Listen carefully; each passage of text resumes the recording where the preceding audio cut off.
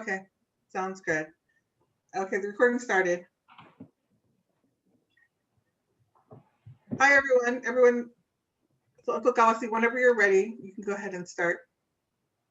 Wow, nice background. Okay, can you start, Uncle? Want to introduce yourself? Want to introduce yourself? Okay. My name is Kauasi Atuahaponi Maimalai Mataele. Na e whakahingo au e whareaka mobilai. O se peki a tuaho I Malaikula e whanau I au. Na aru kau no pere me kakai o nofo tanguto asiasi ki him putuwea o tuaho. E whanau I au penau I whahingo au koe kau asiasi a tuaho. Ponima I Malaikula Mataele. Uhinga I hoku hingoa. And how are you connected with Society Mataele? Yes. Susaya Mataele. O Susaya Mataele koe tamai e tamai.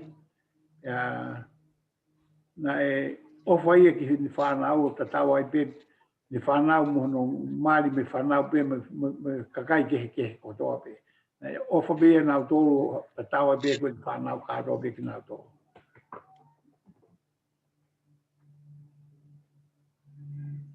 Dad, tell us about your father. What kind of man was he? What was he like with his family? And Yeah, my father was a man who loved his children to be better than anybody. You know, he want everybody the same way. He teach us when we was young to love to work and also to be honest and love each other as a brother and sisters. That's how my dad was. He want everybody to be honest and everybody to work hard to prepare himself to his own future. And one thing about my father, I remember that every day after school, he already assigned me and my brother Mafileo to go to the farm every day after school. And every day when we come back from school, my brother went to the farm, and I always a playboy, go play rugby with the boys and never go to school, never go to the farm. And all this time, my father think about what he gonna teach me to be a better son. One day in Tonga at that time, maybe I was 9 years old, 10 years old, me and my brother, to see a movie in Tonga is a big thing in Tonga at that time. And my father think about every Saturday, he give me money and my brother for go to the movie, pay for the bus and the movie and some money for eat something out during the half the movie. And then all of a sudden one Saturday that my brother only get his money and he showed it to me. He thought I get my money, but my father didn't tell him. My mother come to me and said, Kauasi, go tell your father, Dad, I will promise you I won't do play again. I will go to the farm and do my job before I go play. And I went to my dad and I said, Dad, I'm sorry. I want to promise you. From now on, after school, I will go with my brother to the farm. I won't go play again. My father said, Wasi, you never learn. You won't go to the movie. I cried. My mom cried too, together with me. And then the bus comes, Leo go wait on the bus. And I stay there and I cry and cry. After the movie, Leo come back, come to my room. My mom come to me. And Leo said, oh, Mom, I wish I didn't go to the movie. He said, why? I feel bad for my brother. I don't even go outside and eat some ice cream and stuff. I stay inside after. And then, but that day, I want you to know, my dad teach me. After that, I never ever. I go to the farm every day after school. After that, I learned that's how my dad is. He want to teach us to be a better son, a better daughter for his own life in the future. What do you remember about your dad's siblings? Well, what I remember to my dad's sibling is dad is always teach everyone is the same way. He not love Latu more than me. He not love Kalani or anybody. He teach us the same way to know what to do and to be a better son or daughter someday to his own family. What was life like in your home in Fa'ui? Well, in Fa'ui that I remember something different in the other village. Fa'ui is knowing in Tonga, first one, three things. The first one, Fa'ui love boxing. And Fa'ui knowing in Tonga, almost the good boxing is from Fa'ui. The second one is rugby. Fa'ui is known in Tonga for rugby also. In Hihifu, they always win how many years? You know, they play different districts. Hihifu is always the champion. And the third one, Fa'ui knowing in Tonga for stealing.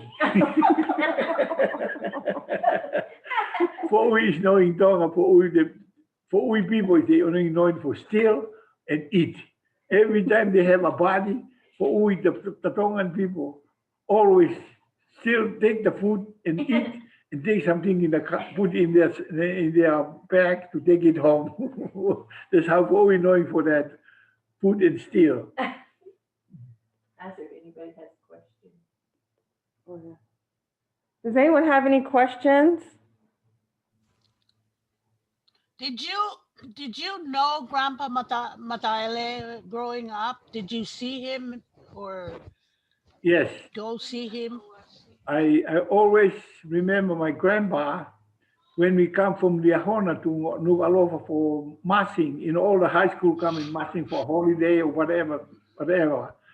And after that, all my friends from Liahona follow me. They know because my grandpa always give us a candy and cookies and all kinds of stuff. And they follow me because my grandpa always give that to me. And when I go into the store, he said, Kauasi, go get everything for your friend, but don't take too much. Just take enough for everybody.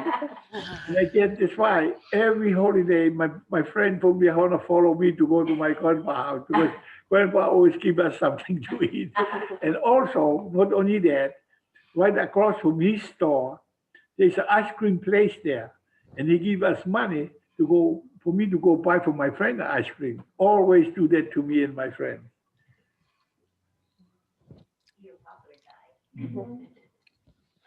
Tell us about Grandma Lolo here. What kind of person was she? Well, all I remember seeing for my grandma Lolo here, as she growing up in Fa'ui, she was live with us and in our home.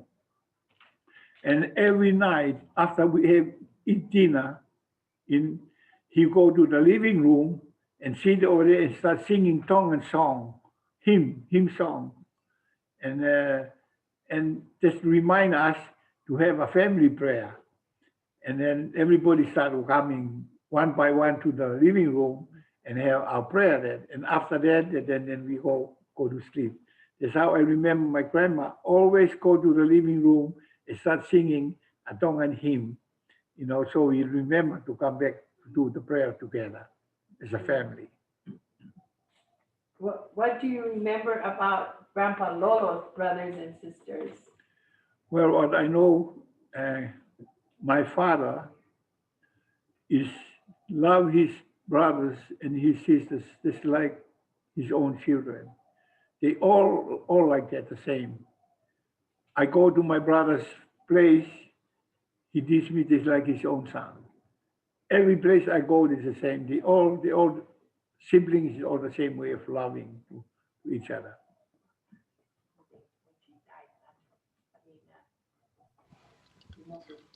When I grew up, And also, oh, when my uncle Inogetai, His wife. his wife died, his first wife, and his children stay with him, and he remarried. Inoge remarried again, And the church called him to go on a mission with his wife. And Lolo bring all his 5 children and stay with us in our home in Fa'ui. And how my mother teach them just like his own children. I remember every time we have a food in our table, so we have a big table, and I see everybody have the same meat. He said four meat in a stew. I say to my mom, Mom, how come I have the same food, same meat with them? Should we have more than them? My mom said, Kauasi, everybody the same. I cannot keep more than you than anybody. Everybody the same. That's how my mom is. He treats everybody the same. She showed this how he love Enoch and children. Because I thought, because I'm his mother, he will teach me better than, give me better than the other children. But it's not my mother. My mother loves everybody the same way. Please share a story about Hola, your sister Hola. What was she like?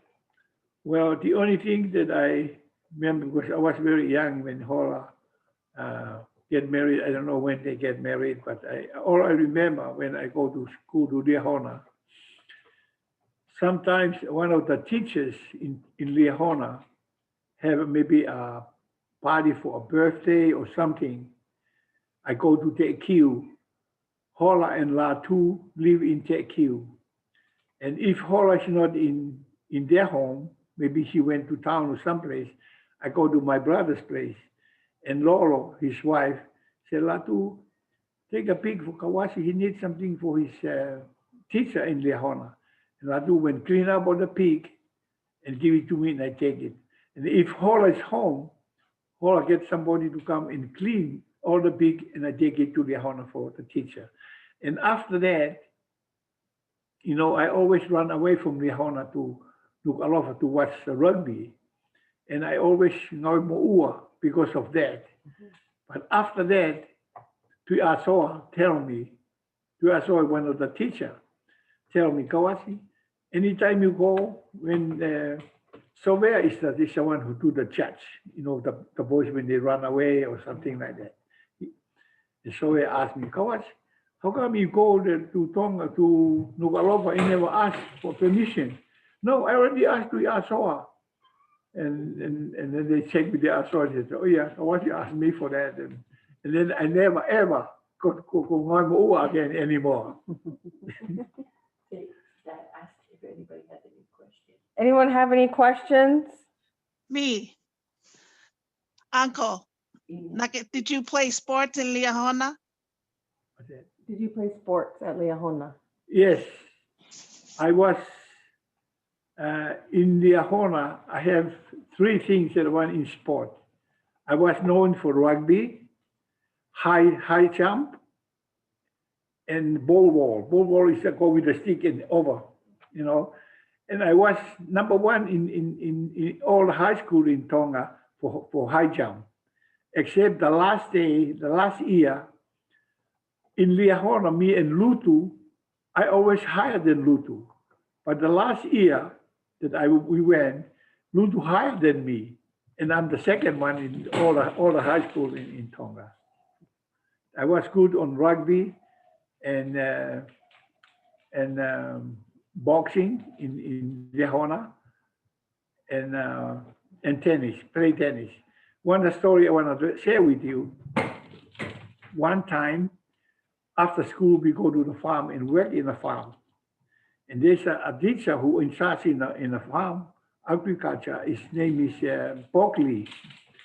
And then when we cleaned the farm, Bockley came and said, when the bell rings, we have to go back to ready for go eat. And then I tell the boys, me and the guy named Taniwalu, me and him prepared to be represent Liahona for play tennis for all different high schools. After Bockley tell us a story, I tell the boys, when the bell ring, we all go because I have to go play tennis yet with Taniwalu prepare for the competition. And then we see the bell, Bockley know the bell almost ring. and he come in his bicycle coming to the farm. When the bell ring, he comes standing in the cage. There's a cage going outside from the farm, outside to the road. And Bogli come and put his hand like this, in the cage for us not to go in. And me and the Palauni and all my friends go underneath him in the front. And he remember all our names. And he gave our name to the principal, Motoni, his name. And then I'm the only driver in Liahona at that time. Every morning I take Moton's children to Nuku'alofa to the high school, where your dad used to go to. You know, that's the only school in Tonga that Liahona did have a school for the small children at that time. And I saw when we're playing tennis, I saw Motoni and he's carrying his daughter walking on the side. I said, Kauasi, waved to me like this. And I walked to him, I see the tears come out of his eyes. And he said, Kauasi, I'm sorry, but Pogli reported you and your friend go underneath he tell you guys to finish the job, but you never finish the job. So, and Motoni said, you punished for 2 weeks. You have to go for 2 weeks. So I go to Fa'ui and tell my parents what was happened. And then they sent me to Wawau, to Toti. Toti was staying in Wawau at that time, already married to Eti. And we stayed there. Motoni came to Fa'ui. He was a principal of Liahona, but he was a president of a Sunday school in the mission at that time. So he came to Fa'ui. He didn't see me there, and he asked my mom, "Where's Kauasi?" No, he said he getting punished for 2 weeks. He's going to Wawau to stay with his sister.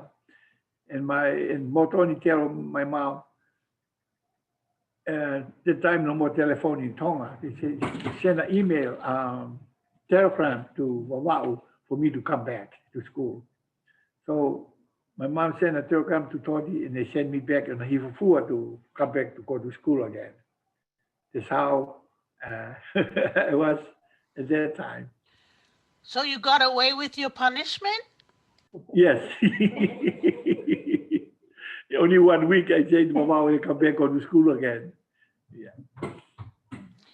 Did you, when I grew up, I remember Loloma had a pool hall in Nuku'alofa.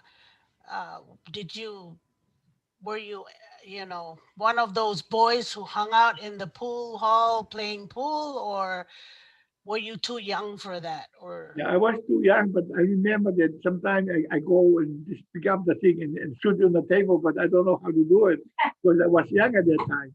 And Loloma wanted me to play over there too, but I don't know how to play. I was so young at that time. Any other questions? Any other questions right now? where did you get married in Tonga, or did you come and get married in Hawaii to your lovely wife?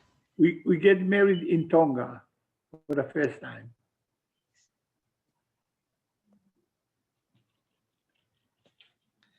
I have another question.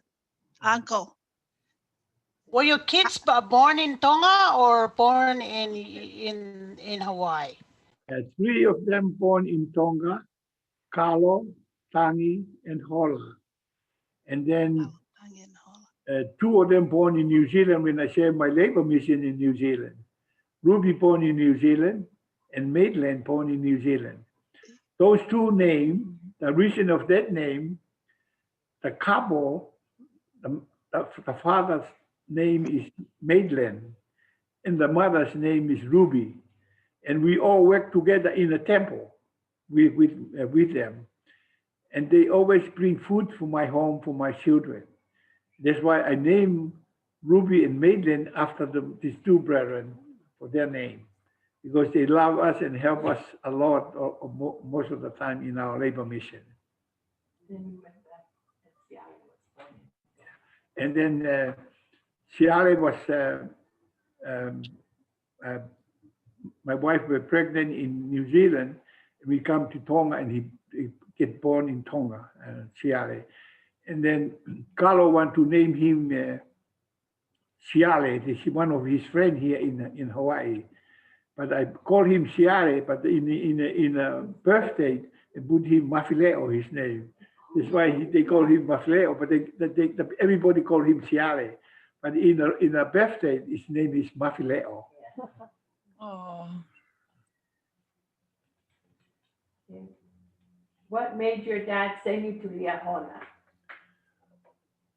Well, I think my dad wanted me to go to Liahona, that he know how much I love sport.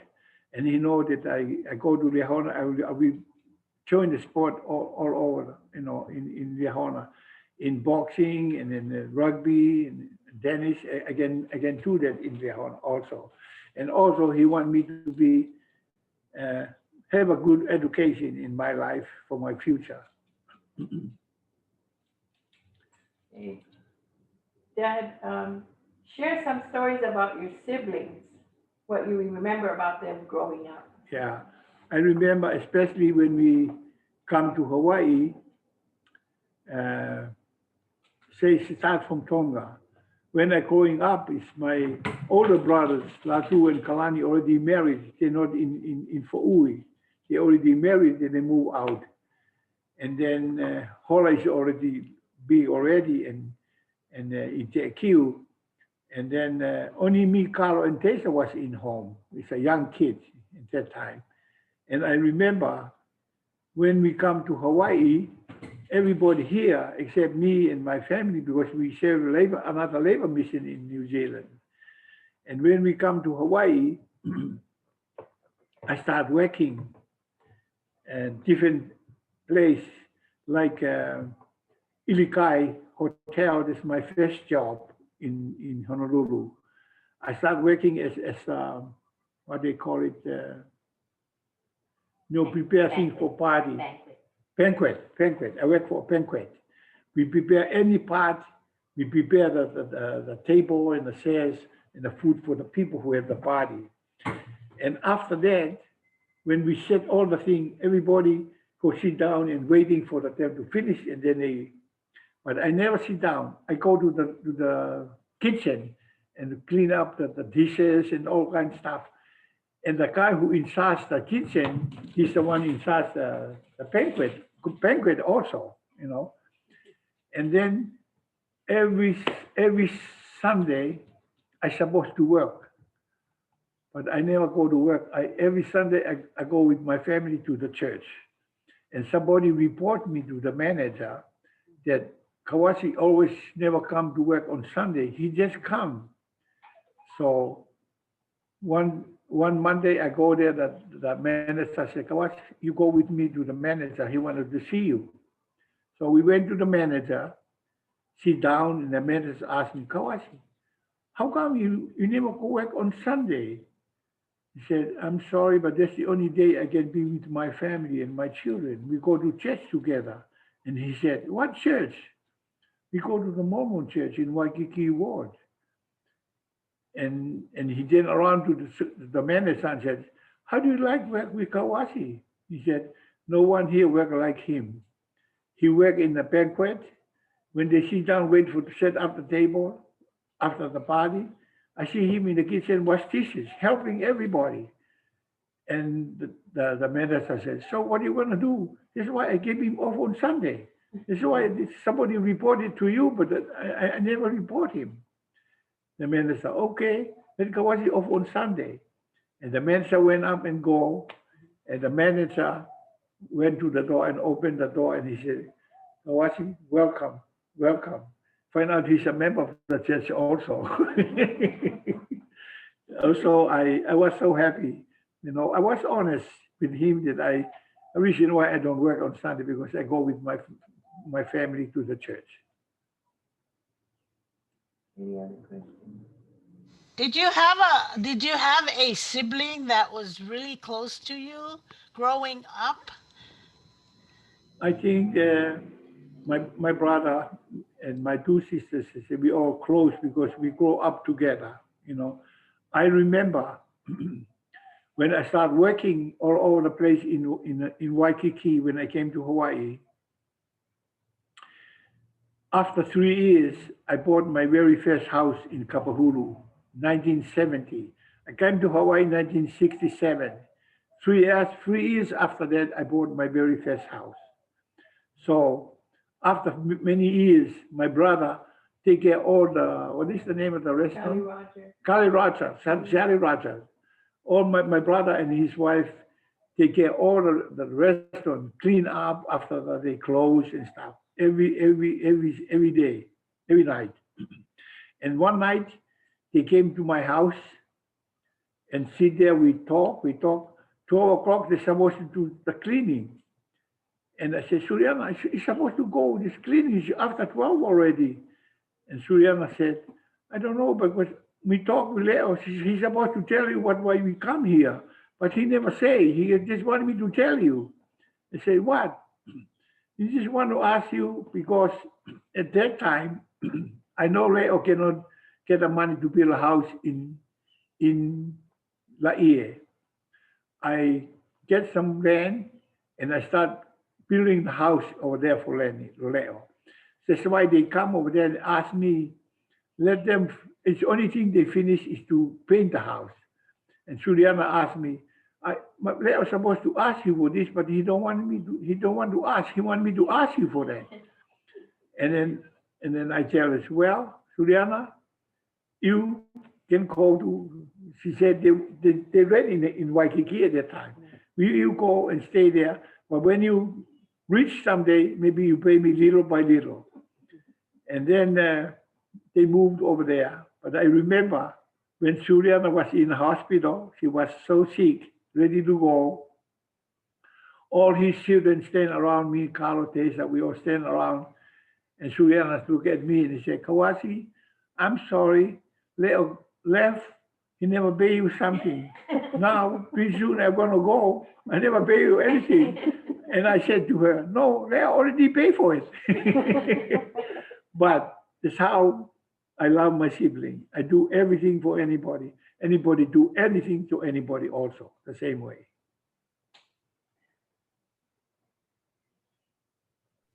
Thank you for all that you do for us.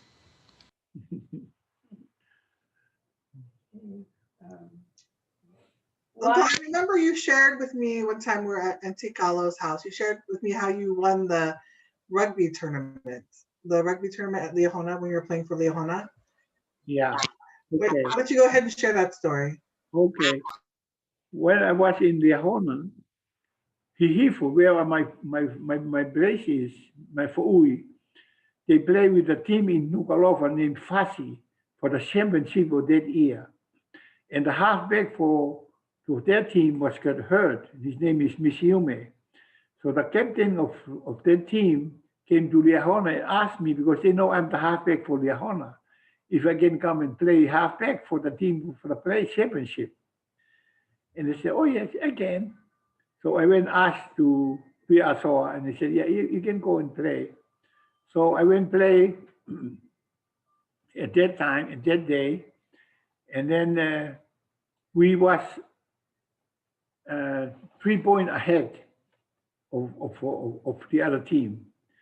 And also, maybe it was only about 3 more minutes finish. The captain said to me, Kanawari is my first cousin. He was playing fullback. He told me, Kauasi, go play fullback. Let Kanawari come over here, play halfback. And I don't know what is the reason. I think he feels something in him. That's why he told me to do that. When I go back, the 3 guys on the other team, they used to play for Atele High School, and I was playing for Liahona. And I remember the time, the kind of play they do at that time in Atele, they coming together, instead of one go there and one over here, they go together like this. And when I see them doing that, I remember what they used to do at high school. And I go, because they thought I would come straight to them. But I don't do that because I remember what they do in high school. I go sideways and I dive and hit the guy with the ball, and the guy the other side go all down. He will go, whoa, God, all like this. And the time is finished. You know, and we won the championship game. There's a story you want me to tell. Yep, that's the one. And why don't you tell us? Go ahead. When you came to Hawaii, did you still play rugby? or you, Yeah, when I came to Hawaii, and a lot of people in Tonga, even in Liahona, in other schools, they never even play rugby because not too many Tongans over here at that time. They all play rugby, you know, and and BYU always win every year, championship every year. And then start coming the Tongan people here, we're getting better and better. So we play in BYU for the championship that year. And I remember the guy who was in Liahona with me, and he told the guys, I told you before we start the game to watch him because he always do something that you guys don't know it. And then when our people pass the ball, I come behind them as a halfback, come to make it more than the line, and we make the touchdown. And that's how BYU lost the rugby game for the first time. And I have the ball in my house. Even now, I still have that ball when we play with them.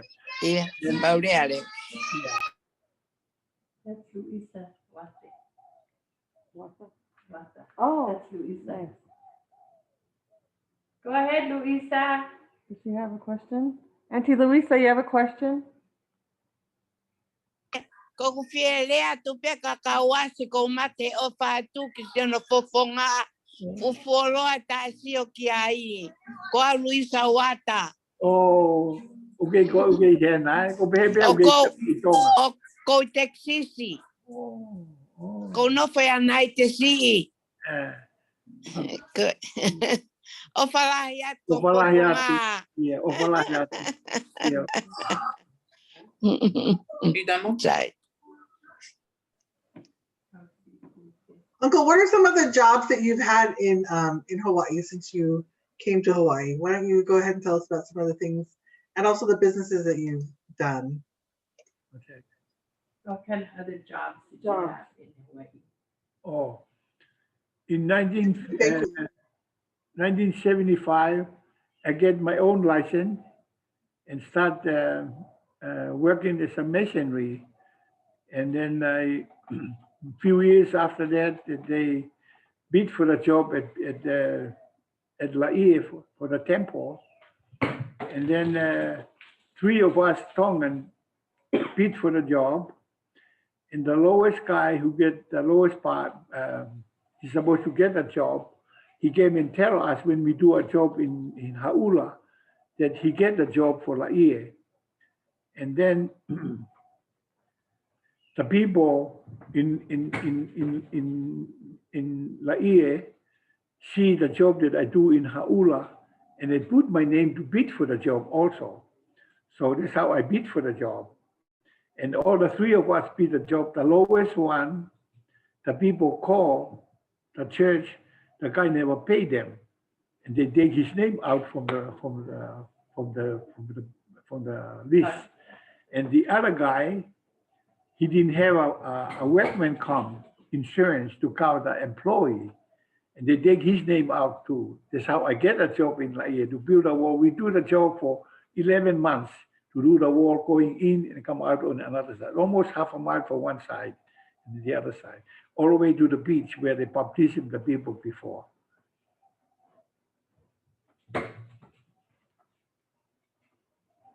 Ellen used to do the cab driving and.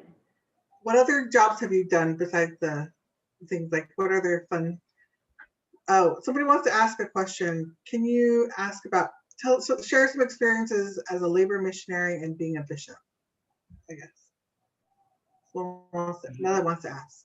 Share your experience. Experience being a labor missionary and serving as a bishop. Okay. One thing I remember when I served in Tonga as a labor missionary for 2 years, and every morning I go to Liahona, I take a bicycle, go to Liahona for labor missionary. And I always go to Nuku, to my auntie, and ask them for some bread. They supposed to make some bread in their home. And they give me a bread to take it with me. And they asked me, why you take the bread for? Well, this we labor missionary, we take it for us to eat in the morning before we start working. And after that, he give me bread every day, Monday to Friday, free to give to the missionary to eat together there. And after 2 years, labor missionary, my sister Hola and my dad bought a bus for me, and I go to Nuku'alofa every day, back and forth, to try to save some money to go get a chance to go to New Zealand to the temple. And after a few years, I get enough money to go to the temple. And we went to the temple in New Zealand and chilled there for time. And I remember something. That guy who drives the bus is a Tongan guy. When we close to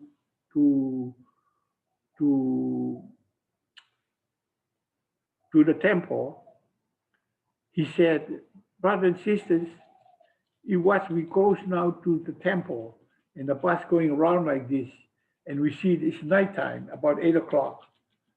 See, the light is so beautiful. I feel so wonderful inside my heart how beautiful the temple is. We never see a temple in Tonga. Even a picture we never see in Tonga, a picture. That's how the first time we went to the temple, and after that we go back. They called me again to go to serve a labor mission again in New Zealand.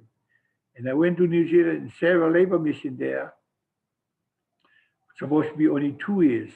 When my 2 years almost finished, the state president and the labor missionary came and asked me if I can stay 1 more year, because the guy who released already, the one who is to be the driver for the missionary, labor missionary, he released already. He's finished his time. But that time they no longer call any more labor missionary in the well. They no longer call any more labor missionary. That's why I stay another year in New Zealand before we come back to Tonga. What about when Grandpa Lolo said goodbye to you on your mission? Yeah, when we go ready to go to New Zealand on our labor mission, I remember something that I didn't realize until I get a letter from my mother. When my father in the war, at the time no more plane in Tonga to go to New Zealand and Fiji, we had to take a boat to Fiji, and then from Fiji we fly to New Zealand. And then in a boat, in a wharf, everybody said, come and say goodbye to us. And my father come the last one, and he said, Kauasi, I'm so happy that you go on your mission again. But if anything happen in Tonga when you're on your mission, don't worry about it. Just go on your mission. I never think why he say that until I get a letter from my mother. After 2 weeks, my father passed away. My mother wrote a letter. It take 2 weeks before the mail arrived in New Zealand, because no more plane, it's only a boat. When I read the letter about my mother telling me my father passed away, and then I remember what he said in the war. If anything happened in Tonga, don't worry about it, go on your mission. I think the father feel the spirit, he will pass before I come back on my mission. Any other questions? Any questions right now? We have, I have a Wow. question.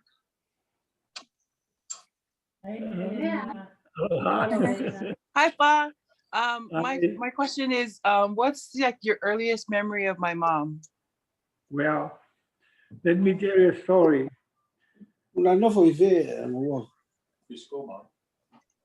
Hamedi and your grandma in Fa'ui, and born your mom there, and Hamedi moved back to Nuku'alofa, and the mother went back to Ha'apai, and May keep the Eleanor in there. And my mother, the Mataele family, asked, why you name her Eleanor? Because she's not the Brown family. She's a Mataele. And my mom says, her mother should relate to me, to my mother in Ha'apai. That's why we name her Eleanor May. That's why Eleanor is named after Eleanor. And everybody know, oh, no wonder why she called her Eleanor. But the Mataele family, how come she named her after her? There's a reason why she named her after Eleanor. And we love Eleanor, it's like our own sister.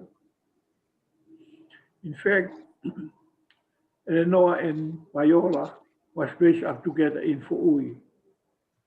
Everybody come to Hawaii, they try to get Eleanor and Viola to come, but then they can't do that.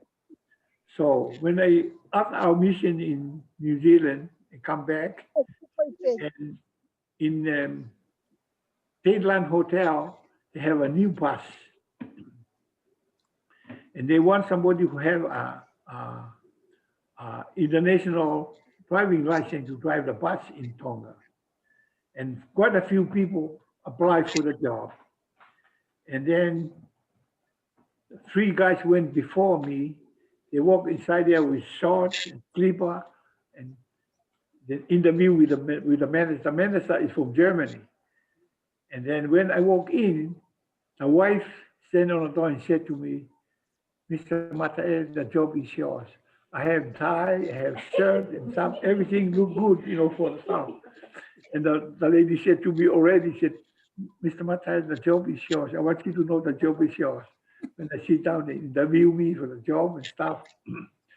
So when I take the bus, when the people come to Tonga, I take the people all around. And the people who was represent English, the England from live in Fiji, came to Tonga once in a while to interview the people to get their pass and stuff to go to different area. And then one day they go in a bus to go around with their children and their wives to go see the village. And I take them around. Every time we go to the what do you call it, Flying Foxes, Taumapeka. Every time we go there, I go carry the baby, walk around with them. I see the father was so happy to see. We go to the blow hole in Homa. I do the same thing. I carry the baby, go around with me. So after that, we go back. The next day, I went to the room, or they live in the hotel also. And I knock on the door. The wife opened the door, and he said, "Oh, what do you want? I just want to talk to your husband. I want to ask something for them. What do you want? Oh, I have a 2 girls, a boy and a girl in our home. It's supposed to go with the family, but they never get a chance to go to Hawaii. And I put them as my children and said, don't worry, I'll tell my father to do that." That's how Eleanor and Viola get the permission to come to Hawaii. They put it that it's my children in the records, and they came to Hawaii with me, Eleanor and Viola. Yeah. So it pays to be nice and gentle. Thanks, Bob. Never heard that story before.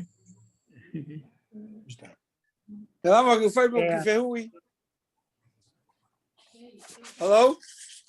Hi. Go ahead. Show your Hi. face, Weps. Ko wepi sepi mo naisa. Ki tolonga be Kauasi. Oh, Ovata yeah. tupa ke pe fo ui. Na tu hau be fo ui ma ko tau ta tolu. Ko whakau pe na laki hanga Mataele ka mata siasi. Kere fe fo ui.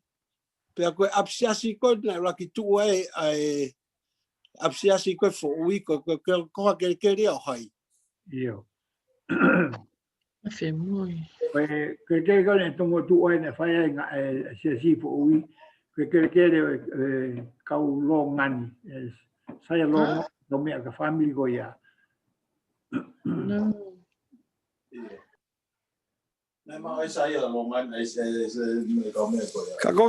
Kere nia o ai ko na no fa ka na alu na hiki ma ka ia mo na api o no foi me ko na tu e fale lo tu motu a ka ko fe ui pe ko hai ne ko kere ko hai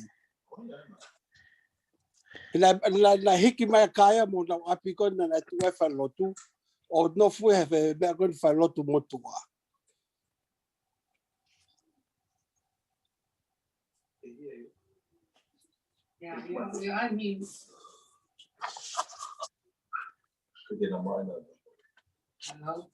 Hello? Kauasi. He's muted.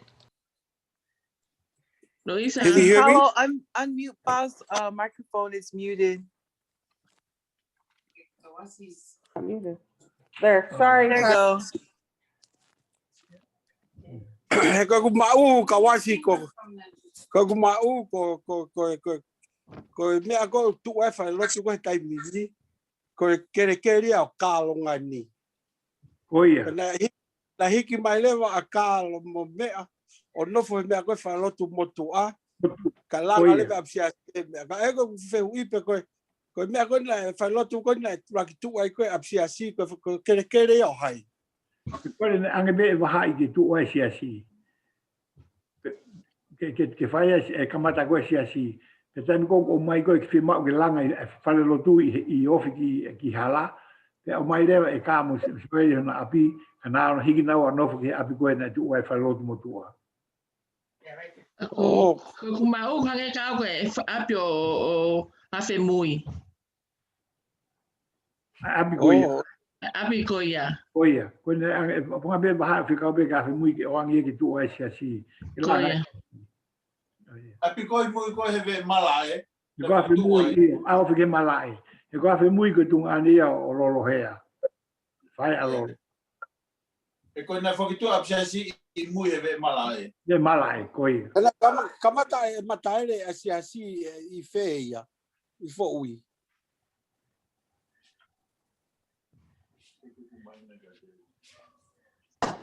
Mahau ke kamata anga be si mahalo ne kamata be ia he mea ko ia. Kana e lahi anga be no whai na whai be o anga be ka kai ki no api ki apikon no whai mata mai. O whai haka whai whikaunga o na ulea ki ka kai. Ka ke kamata anga na whanau he tupu hake. He ko Mataele be ko he's the first Tongan to do the same thing that the government of Tonga do as a business, private business. All the people in the island of Tonga sell their copra to the government of Tonga. And the private one is Mataele. The people sell their copra to him. And every time that the people come and sell the copra to him, maybe in Kolowai or Tekiu, wherever the place, Mataele make a food and bring the missionary there and talk to the people about the church. That's how the church started in Tonga. Mataele make food for the people to come and eat when the missionary talk to them. Even in Fahefa, same thing. The church started in Fahefa and for Ui, it's the first place in Hivo to start a church.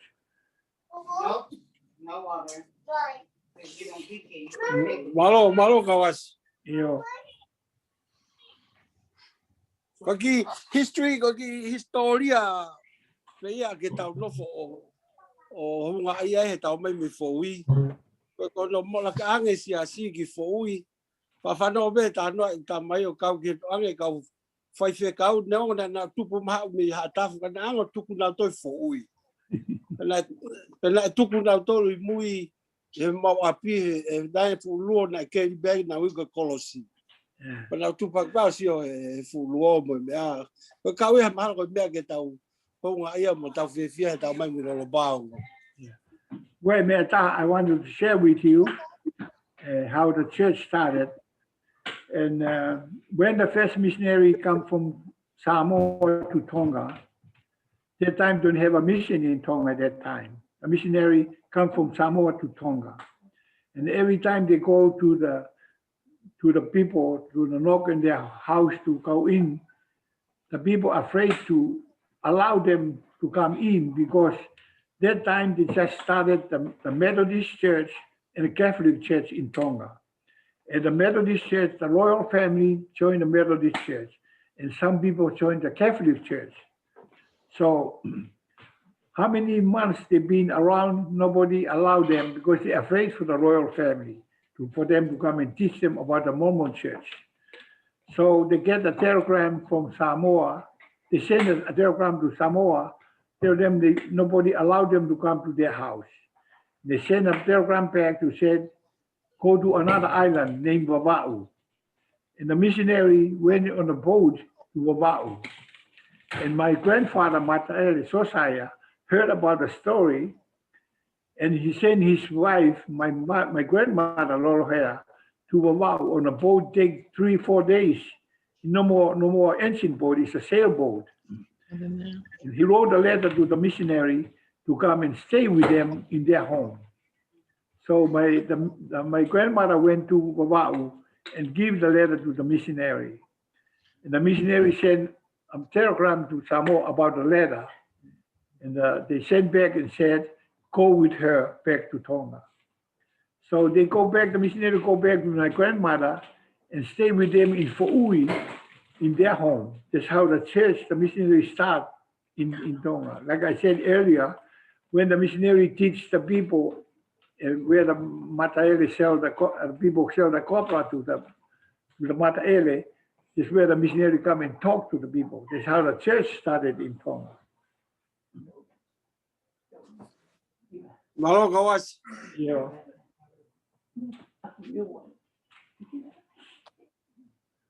Ooh.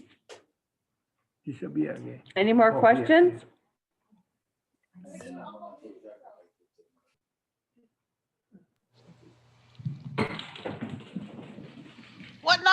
What number are you, Kauasi, in the family? Are you older than I'm the last brother in the church, and Deja is the youngest sister. I only 4 of us live still alive now. Okay. With male children, it's only 3 of us. But Lolo, one of his sons, is William, is still in LA. Okay. I'm the youngest brother. I'm the number 6 of the brothers. And Deja is a number with 12 children altogether. Okay.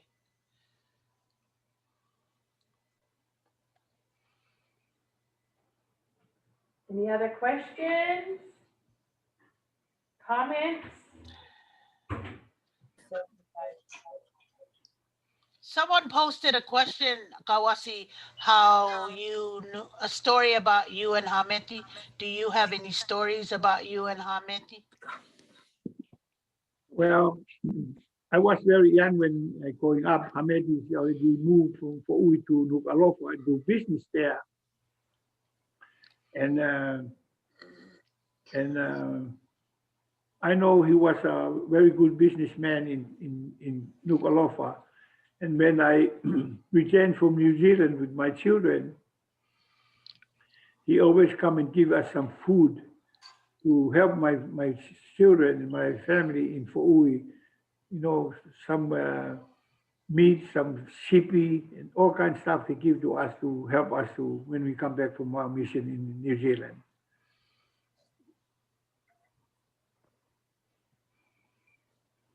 What about the time he wanted you to be in business with him? The time that Uncle Hameti wanted you to be in business with him? Oh yeah. Yeah, one time that when I come back from New Zealand, Hameti wanted me to take business together with him. And I told him that I don't think that I wanted to do business because I just want to prepare my family to go to Hawaii because we wanted to go Hawaii because Carlo is waiting for us to go to Hawaii. And he wanted me to do something with him, but I said it's kind of hard for me to do business because I won't stay here. We're going to prepare to go to Hawaii.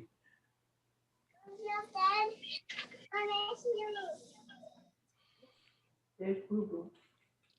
Boo Boo. Oh. Hey, Boo Boo. Testing. I have a question. Mata. Go ahead, Mata. Uncle Kauasi, it's me, Mataele.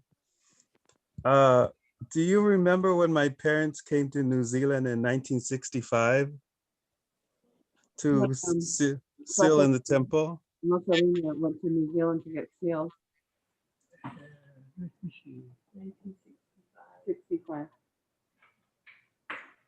I think when they came, we left already, yeah? Yeah, I think when they come, we left for New Zealand already. Yeah. Oh, they got settled in New Zealand. Yeah. I remember, I think SA was telling us a story about one of your sons was serving a mission and you used to send the mission home back some sugar and stuff on his mission. When Lenny was serving in Tonga, Yeah. he used to have food sent to the mission home for him every month. Yeah. Huh? Oh, I was about to. Do you have a question? Mona? No. Mona, did you have a question or, oh no, okay. How did you come to how come you sent them a bag of sugar and all that stuff? Or did you send them money? How were you able to support Lenny while he was on his mission in Tonga? Oh, there we go. Because I work here, and I try my best to get some money to send it to him to help him in his mission in Tonga. Every time that I get some money that I'm so happy to send some money for him to help him out in his companion. And I remember one time that we we went there with my wife now to Tonga, that my daughter call us and tell us that there's a missionary from their village in what's the name of the place? Where Nia and them. What's the name of the Nia and them live? Where Nia and them live? Brno. There's a missionary from Brno called Sev in Tonga. And we go to, and they said they serve in Liahona side. So we went there and we see a missionary walk on the road, and I get over and ask her, you know who is, I give her the name, and she said, oh, that's me. So I gave him some money, you know, that elders for his companion. And then he tell the story to their parents in Brno. And Nia called us and said, oh, the parents so happy for you to give them money for the missionary. Oh. Well, when you do things like that to the church, the missionary, you don't feel any loss in you at all. All you feel is how warm your heart. You feel so good to know you do something to the Lord through the missionary or anybody, that you do something for them. You feel so good about it. That's great. Boo, do you have a question? I see you have a raised hand. I do. Okay, go ahead. Grandpa, you've been running your business for 40+ years now here in Hawaii, right? I don't know if that's the number, at least around there, but what's your keys to success in running your business out here in Hawaii? And what's the most challenging thing you gotta face with when you're, running your business? You run a successful business for so long. What is the key to you having such a successful business? Well, I think the most important thing is that you be honest, not only for yourself, but be honest with the people. Many jobs, I went there for an estimate. The people turn around and said to me, can you tell me how much it's going to cost? And I said to them, I have to go home and figure it out because I want to be honest with you and be honest with myself too. And they said, oh, the other two other Tongan came here, they don't even take a measurement. They give me the price. And I said, well, maybe they're smarter than me, but I want to be honest with you. I wanted to be sure. That's why the Tongan do the job halfway, they run away, they don't finish the job because they're not honest with the people. One time, this is last year, I believe, a lady called me from IAIR, from Pearl City, to come and give her an estimate. And I went there. Are you okay? Okay. Okay, and I went there, and the lady come out, and she said, I want you to give me an estimate for that job. Somebody doing the job halfway, and she asked me for the money, and I gave her all the money, and I call and never answer the phone. He never come back and finish the job. And he tell me the guy's name, He used to work for me. I won't tell you the name. And I said, call him and tell him you call me to come and give you an estimate. And you tell me, and I ask you who do the job, and you tell me his name, and I tell you to call him. That Kauasi said you come finish the job. After 4 or 5 days, the lady called me and said, Kauasi, thank you. He come and finish the job. So, you know, when you're honest with the people, the bishop don't know that what you do, but this guy know everything. You lie or whatever you do, the bishop don't know, but the Lord know what you do. If you're honest, the Lord help you. Thank you for the good advice. And how and how is it that you're able to keep a figure like what you have? Most of our Tongan men, they expand to the side and to the front, and they gain weight, but you never. You look the same and you look good. What is your secret? Well, I can pay you for that, but you know, I don't have money to pay you for that word. But I think somebody helped me because I ask him every day, every night to protect me from the various that happen throughout the world and keep my life long so I can help my children and grandchildren to be better children before I leave this life.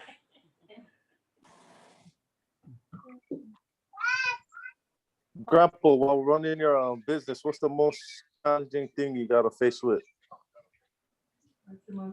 What's the most like difficult thing in running your business that you've dealt with? I think the hardest thing that I went through is sometimes I go get an estimate to a people, and when we do the job, they come and add something else is not in a contract. And they said, oh, can you do that? Can you do that? Many times I do it for them. You know, small things like that you do, the people give your name to other people. You know, small thing you do honestly, the people give your name. Small thing you give you bigger job, you know, bigger thing. I always remember that. It's the hardest thing when I work do a job for people, they come and ask me, oh, can you add this to that? Can you do that? A lot of people, when they ask, oh, you have to pay that, you have to pay that. But some people, I do it for them free. Some people, they give me money for that. I don't even ask for that. They give me something for that. It's the hardest thing to, when the people add something to the job, but it's not in the contract.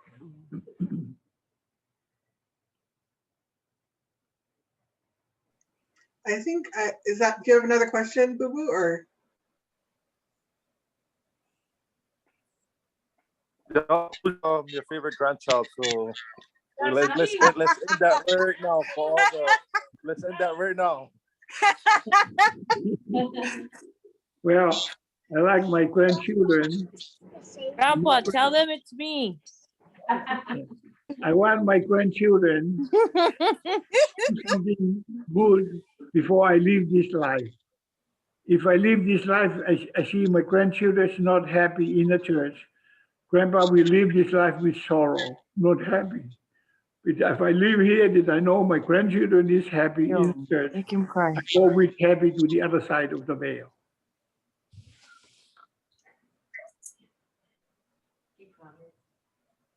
Thank you. Rosie, do you have a question? Yeah, I do. Hi, Grandpa. Hi. Grandpa, I had a question because we all know that you're like this amazing guy and you've been an amazing father and an amazing grandpa.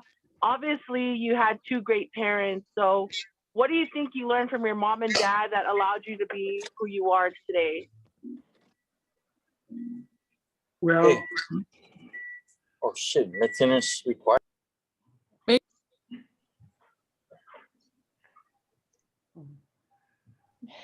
Go ahead, Uncle Kauasi. yeah, growing up in Tonga, it's a small city.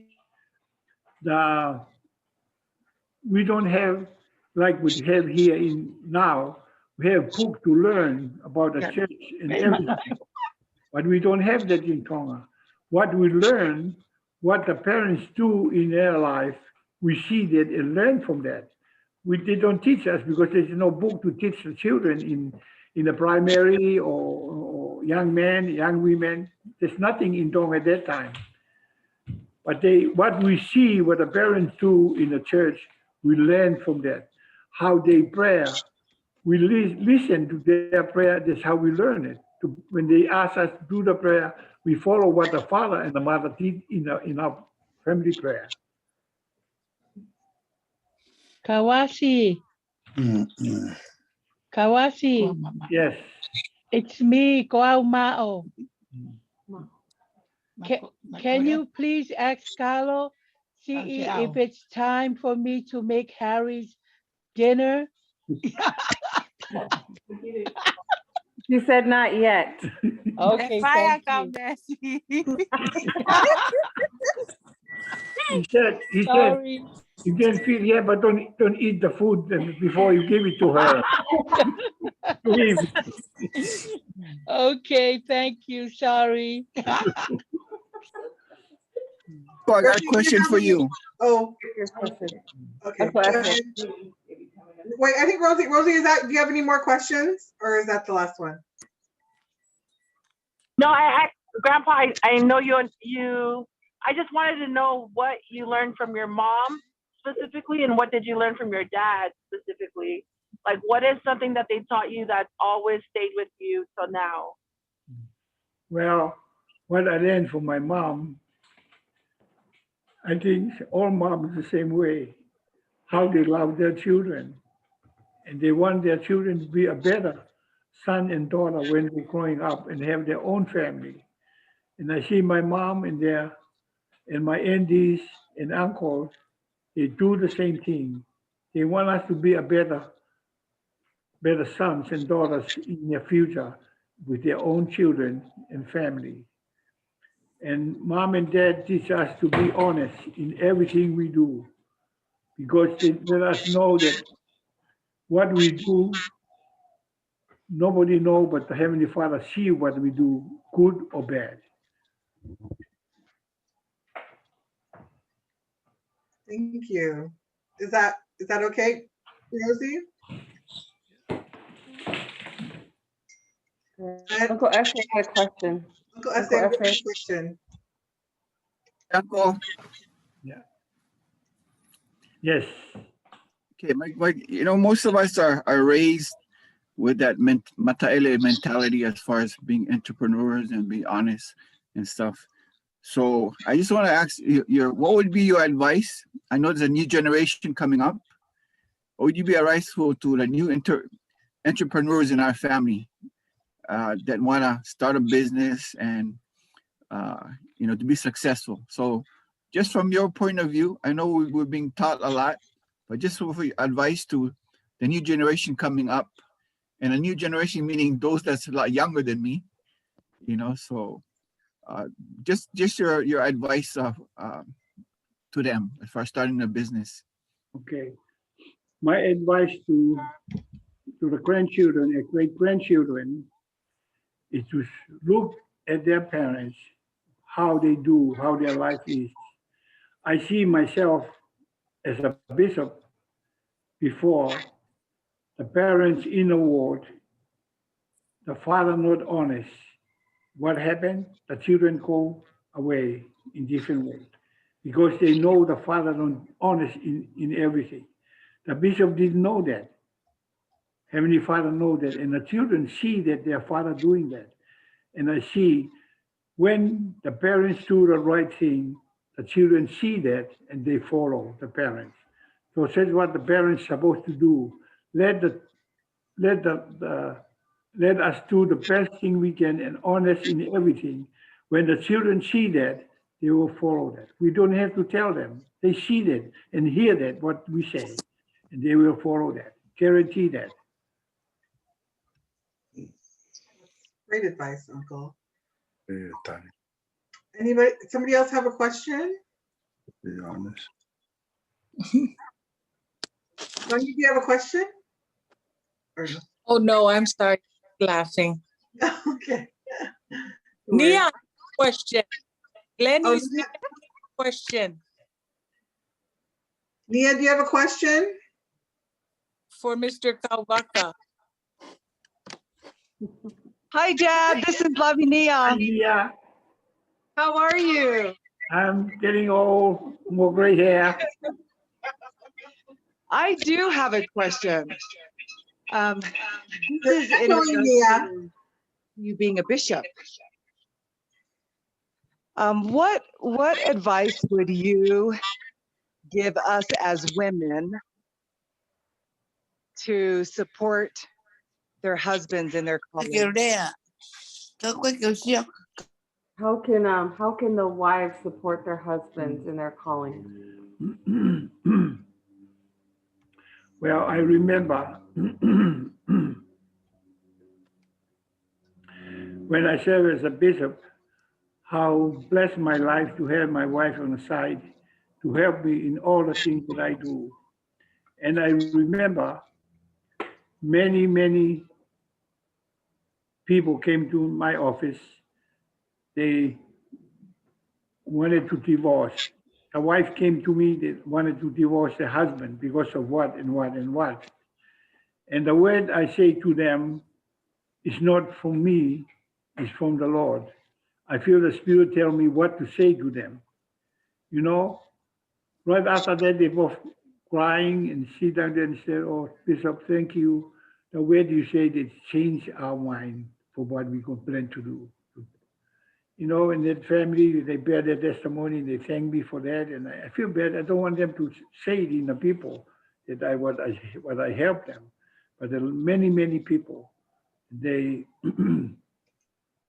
they appreciate for what the Lord helped them. Because what I say, I know the Spirit tell me to give them the word to help them to be a better father and a mother for their children. What I remember, I said a lot of them, remember this, when you divorce, your daughter and your son miss not only you, mother, or not only you, the father, you will miss both of you. If you stay with the children as the father, the children miss the mother. And if the children stay with the mother, the children miss the father. So think about what happened to your children if you do that. That thing, it helped a lot of them to change their life, their plan. Great advice. Anyone else? Just go ahead and unmute yourself if you have questions. I have a question. Go ahead. Oh, this is Mao. Kauasi. This is that was a beautiful advice. Okay, since I'm a widow, me and Carlos CE, what is your advice for us to? Advice for the widows.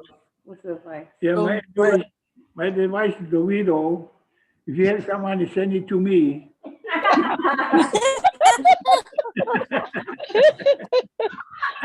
Yeah. Never mind. Thank you.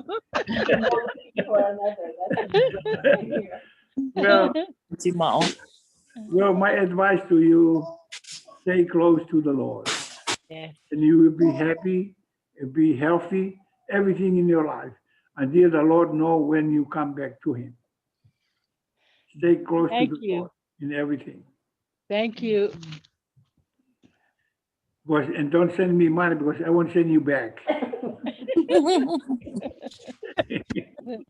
Thank you. Okay. No. Just Thank gotta you. send the. Thank you for all the questions you asked me, and I hope the Spirit help us as a family to be together, that we can see on the other side of the veil together as a family, to happy enjoy together in our life together forever. Send him I think Gala, All do right, you have any more questions? Yeah. Baby, do you have a question? I do. Can you guys hear me? Yeah, we can. Yeah. So, Dad, I want you to say your full name and just explain to everyone how you got your name. Okay. He did already. That was the first thing he said. I think you guys missed it. I know we were late. Say it one more time. Okay. My name is Kauasi Atuguaho Ponima Imaraikula Mataele. The reason of my name when Security course two. Security number 2. Or just click the audio. Start. Kauasi, ilama kisehui.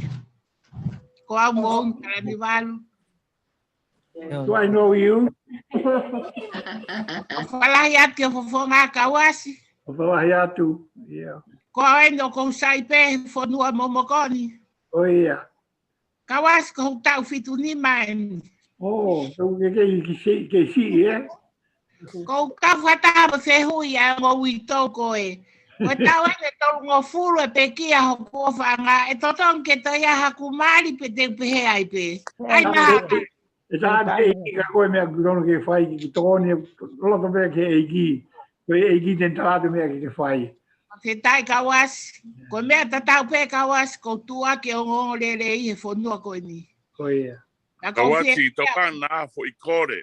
Ko fo ikore na ia te woko Kauasi. Kauasi o te tui ko kalai. Na ia ko ka pe na o vare pe pa pe hakule va Kauasi ma tola. Kai Kauasi kai ke kama. Kalai o valahi atu o fonga. O fatu monu. Ko foa ko ni ko au. Ai pe o te te fingo e hala ko ia ko ta no lolo ai. Kauasi ko no e ia fai e fa nau. Kau kai ke ha me pe ia Kauasi. Ta ko ni ko fefia. Ta ki mua ho foa i Tonga tulu mafua e o tele i he siasi. Oh yeah. Ke alai pulotu i soleiki. Ko lotu e fai ko foha si ko afui tangimana o glotonga e mauia. E whawhetai ko aina o ko sai mo uirere Kauasi ko ofalahi atu ke te koe o e pehe ngalo o wha. Mo ho mo tauhi au mo teisa mo karo mo toti i he mole e whae neongo nau kei tau si. Na mo tauhi au ko mo o atu au mo ku ofanga ki Hawaii. Na kai ke mame ia umai ke fonua ko ni ka tunga pe Kauasi. Ko tutuuni whakatoke tāpe, neango ko ne pekia. Na ia tutuuni mei Tonga ke whakafoki ange whakaele ange hokumari ki Tonga. Kana e tari pe tuunga pe koe kore, koe ke ia ko e whanau, pe a tari pe a loto lele i Kauasi. A mawhileo, lātu, Kauasi, kalo toti mo teisa. O whakahaele atu ki Hawaii hoku ofanga whakawhetai ho mou ofa. Ko en Kauasi ko mea pe ko whai ko nofo pe o teke maulotu taru me tau ko si tau pehe ko aho fito e mahinani a manake maulotu. O whalahi atu o fofonga Kauasi pehe ki o whamiri pehe ki a teisa mo whamiri mo tolu ko tape au kakalo. O mau whetu taki pehe ko si whakafo o whae o whae. Tua o whalahi atu mao, mistana, hola o whalahi atu kua mounu. O valahi atu. Malo au pito, o whalahi atu Kauasi ke kei tala vau pe Kauasi. Tau fura ko eki. Daddy, my son Tuguaho has a question for you on there too. Okay. Oh, what's the question? Hold on. Aho. I think Aho. Oh. Yeah. Wait, let me look. It was late already, but my question was, what age did you start your business, and what was even your first step? Kara ko olu. You see, what age did you start your business, and what was the first step for you for starting your business? And I have one more question after. And then one after. Say it. My my first business I started in 1975 in Hawaii. At that time I was let me see. I think I was 37 at that time. 37, 38 at that time. Yeah. And then what was the first step to you starting it? What was the first step? Yeah, the first step that I started my business, I went to the city to find how I can get my license. And somebody helped me to go to the city. And then and I went to see the guy and he told me, oh, you have to take a test. And then after that, and if you pass, you will get your license. I never start my business without license at all. I wait until I get my license. There's a lot of people here, our people. Even today, they still do job, no more license. But they have to be honest with that, with the people. They already tell the people, oh yeah, we have license, we have insurance, but yet they don't have. After a while, they find out, they call me, oh, can you come and give us a job with this guy that he give us an estimate, but we find out he don't have a license. They call the business bureau and find out they don't have a license. We have to be honest ourselves, and we do that. The Lord will help us in our business to be better. What was the follow-up question? Another question? The last question was just to ask you, what was a fathering tip for you that you probably took the best? The best advice for a new father. What's the best advice? Go to church, dude. The best advice. That's the best advice. Wow. My best advice to you, if you have a child someday and they're growing up, let him learn from you what kind of father that I have. Is he a loving father?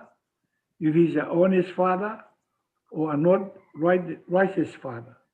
If you are a righteous father, your son will follow or your daughter will follow you, no matter what it is. But we have, as a parent, to be an example to our children. That's why Heavenly Father sent his beloved Son to this world to sacrifice his life for you and me. And we have to follow him as an honest man, as a man that is honest but still baptized to the world. For example, to the world, he was, even though he was honest man, but he still have to be baptized to be example to the world. So as a parents, we have a good example to our children, and then they will follow us, and we won't be complaining. We have to honest with our, not only with our wife, but our children also, and grandchildren. Wait. No. Okay, thank you, Grandpa. And I want my grandchildren and great-grandchildren and all my siblings, my brother's children and grandchildren, my sister's children and grandchildren, I want them to know that I love them. It's the same way I love to my children and grandchildren. It's the same way I love them. Even though I don't remember all their names, but I still know I have my great-grandchildren for my father, my brothers and my sisters.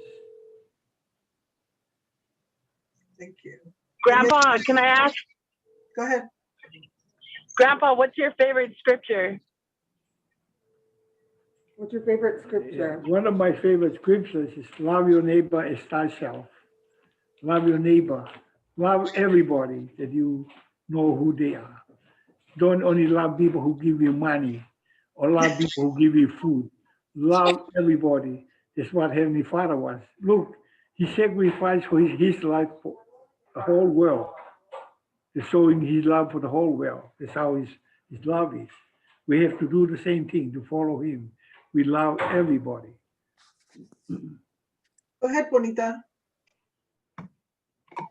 Hi, Uncle Kauasi. It's me, Bonita, Mao's daughter, like one of the caretakers at Mo'unga. But I wanted to ask, because we where we grew up, we always knew how close you were with my grandpa Mataele. And we know they both look alike, but one was chubby and one was skinny. But can you share something about my grandpa Mataele for us grandkids so we can hear? Well, what I can share with you is my brother. He very, very quiet person, very soft. He hardly talk to anybody, but his heart is so loud. He can show to the people he's a loving man. He's a very kind man. your father was a very, very kind man. And I remember him. That That's boo boo. when we have assignment for my father, as a young kids, if we growing up in Fa'ui, after school we have to go to the farm. He never once tell my father, Kauasi never come to the farm. Kauasi never do that. I do myself. He never ever do that. My father asked, Leo, how are you guys doing in the Norway?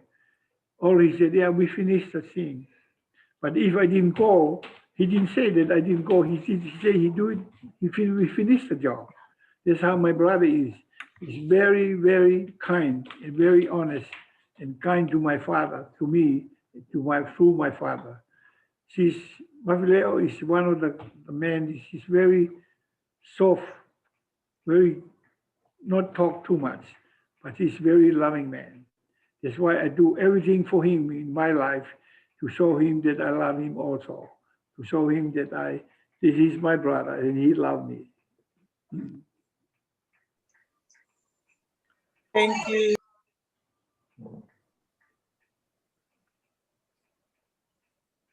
Any other questions?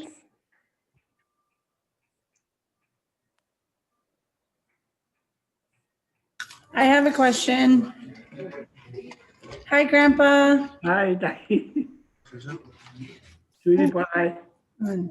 Oh, Sweetie Pie's on here too. Sweetie pie. I don't think she showed her face, but I'm okay. Hi, everyone. My mom's Tangi and Joe. Okay, 2 questions. First question, who's your favorite son-in-law? And second question, what is your most favorite memory of your grandkids or great grandkids? Like anything, just like any memory you have of any of us grandkids or with our parents, like. Well, the most important thing is make grandpa so healthy and happy when I know my grandchildren and great grandchildren is close to the Lord. When I see that, it makes me so good, make me feel so good. And my health is better and better and better. When I know my children is happy, it makes grandpa happy. If my grandchildren is not happy, it will make grandpa not happy. But she asks, who is your favorite son-in-law? Well, Hussy. Not John. Definitely Semi. My favorite son-in-law, his name Kauasi Mataele. I love all my son-in-law, because they do good things to the Lord and make me happy.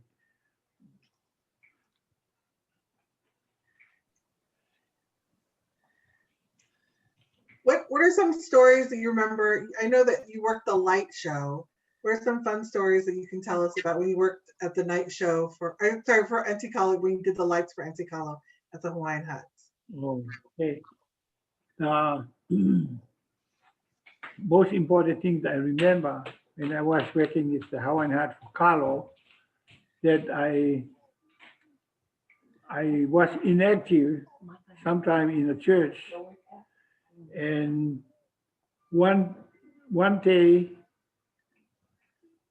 a guy called from outside my house, say, Kauasi, and I wake up and walk outside. It's the guy, Peau, his name. This Rima's father.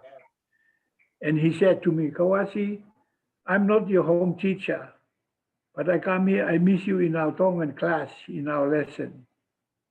That time, it made the Spirit tell me to start going back to church.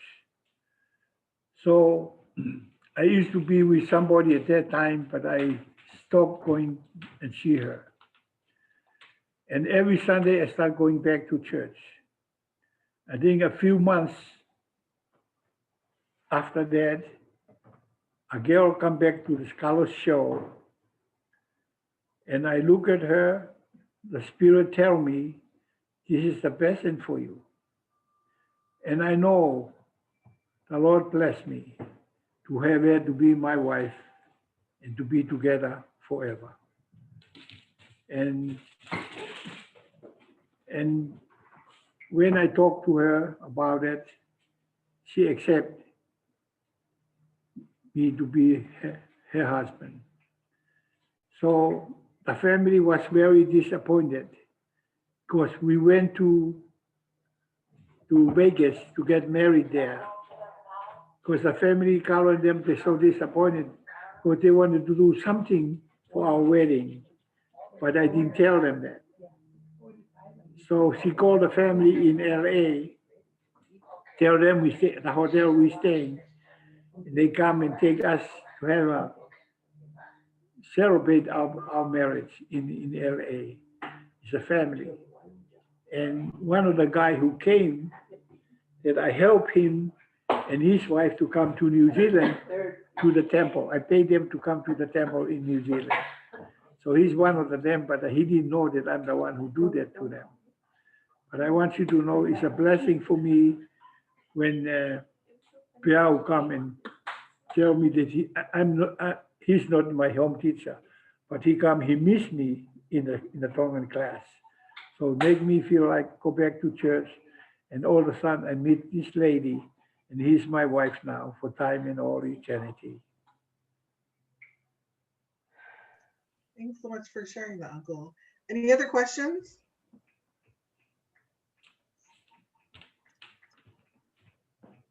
Or who has a fun story? I know, like, we don't. Who has a fun or a loving story about Uncle Kauasi that they'd like to share?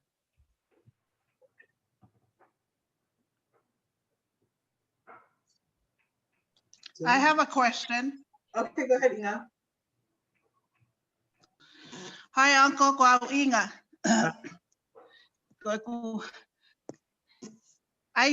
Can you share with us your experience when you were serving, when you're a labor missionary in New Zealand? Yeah. I want again share with you the word love. Okay. When I served my labor mission in New Zealand, at the same time I work in a temple. And on Saturday and holidays, we're not working, the missionary not working. But I start working, go to the different farm and work there to earn some money, because I'm thinking about a family in Fa'ui, no way they can get the money to come to the temple. And I saved this money enough to send to my father, was a branch president in Fa'ui, and tell them the money for this couple to come to the New Zealand, but don't tell them who sent the money to them. So my mom wrote a letter and said, Kauasi, when he come back, he get up and bear his testimony, and he cried and he said he wishes he know who sent the money to us to go to New Zealand temple. So I can thank him for what he did to us. You know, it's a blessing for me when you know you help somebody. It's not, money is nothing, but what you feel in your heart is more than any money in the world. Thank you, Uncle. You are a blessing to our family. Daddy, Can I get alone? Daddy, can you, Daddy, can you share your story about when Grandpa told you to get rid of the little puppies? I don't want anybody. Well, you can give the better version, the family. Well, at that time, when we come back from New Zealand, we have the toilet in the house. But that time we have the toilet far away from the house. When my father told me to get rid of the dog, I went throw them in the toilet. And he could hear the dogs crying from the outhouse. Yeah. And then we find out the dog crying from underneath. They have to bring it up again. That was gross, but that was a funny one.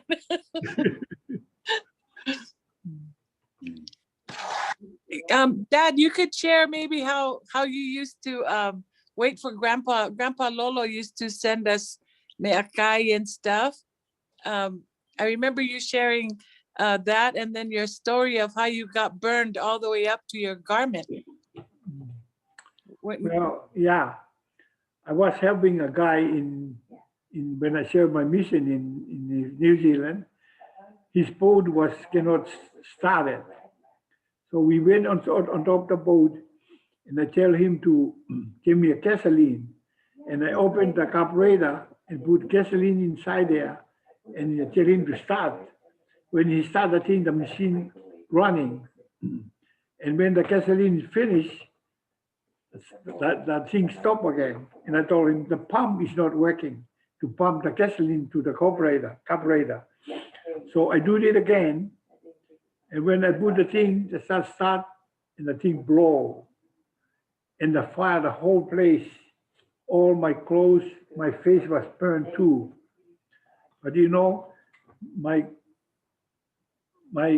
shirt was burned, but not my garment. It saved me. My garment saved me my life. So is this like fingers? is this like a witness to me? The garment is protect you from everything, spiritually, physically, everything. The garment will help you to protect you from the thing of this world and help you to feel good every day when you wear your garment. It brings you joy and warm in your heart every day. I have a question. It's me, Lolohea. Yeah. How many years have you been serving in the temple, and do you have any spiritual experience that happened to you while you were working in the temple? Yeah, I worked in a temple many years.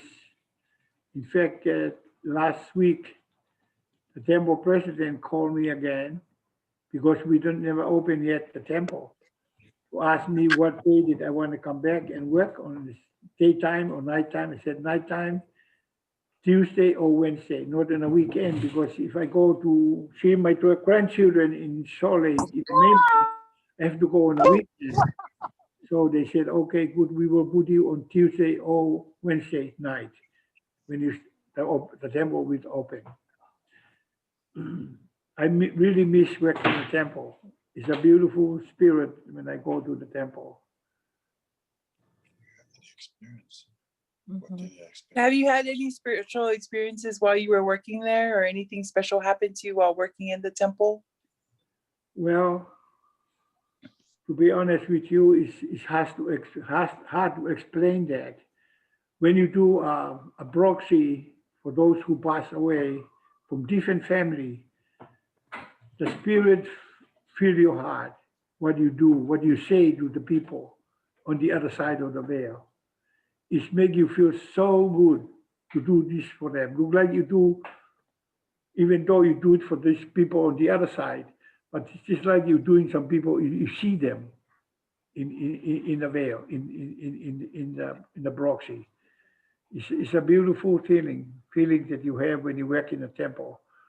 Remember, whatever you do, a washing or anointing, whatever you do, you will feel the spirit so beautiful, having blessed you to know that the spirit is enjoy the life in the other side because you did to them on this life. Thanks, Pa.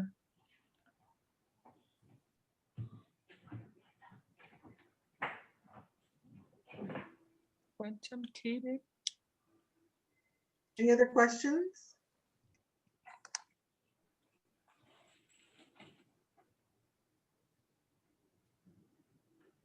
Someone can share something. Maybe if those who don't have my address, I can give you my address if you can send me some money. Is that okay?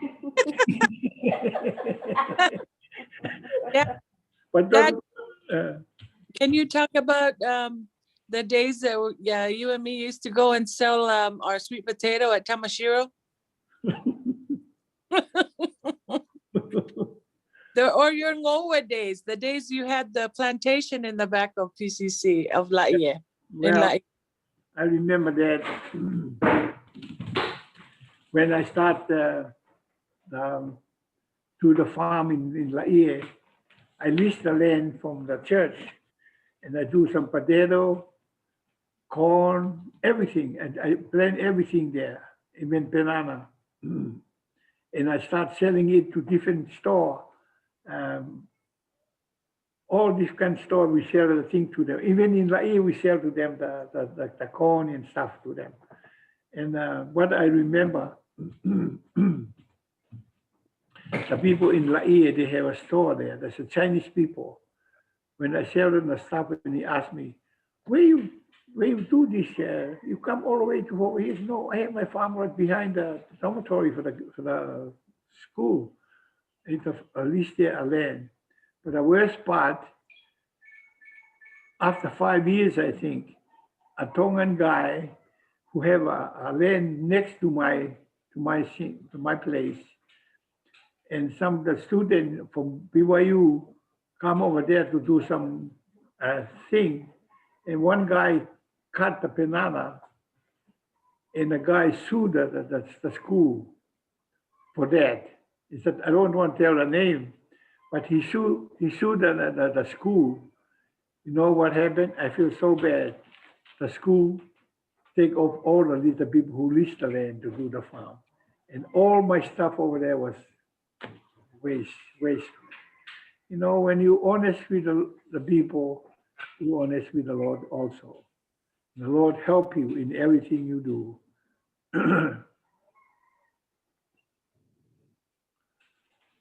I remember going when we used to go and sell it at the open market, Dad. Do you remember?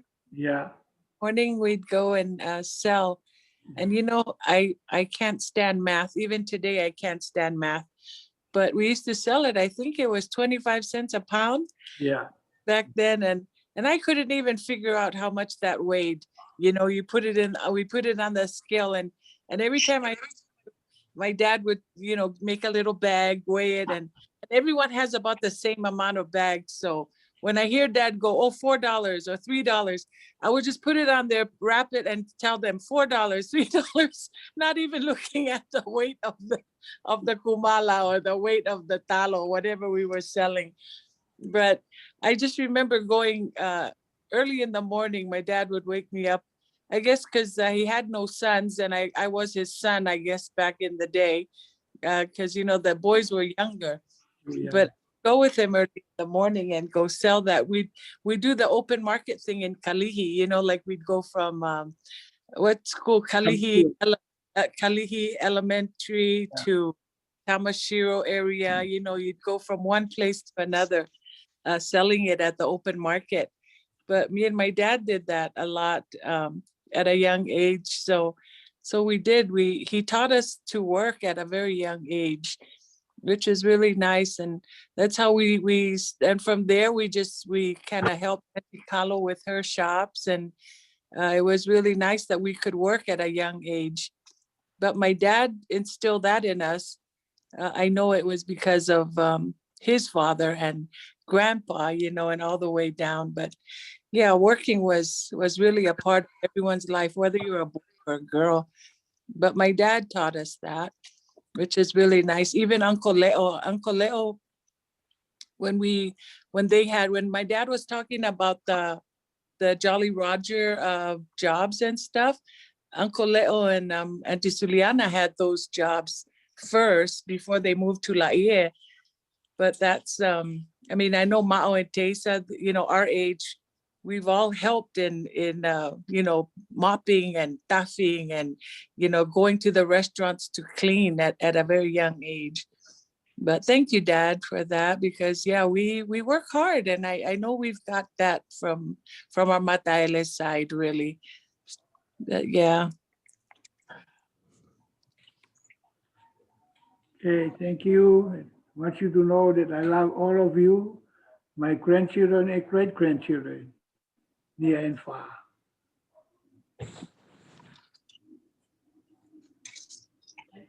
Love you, Bob. Love you. Love you, Pa. Thank you. Thank you. Love you, Grandpa. Love you, Grandpa. Love you. Love you, Grandpa.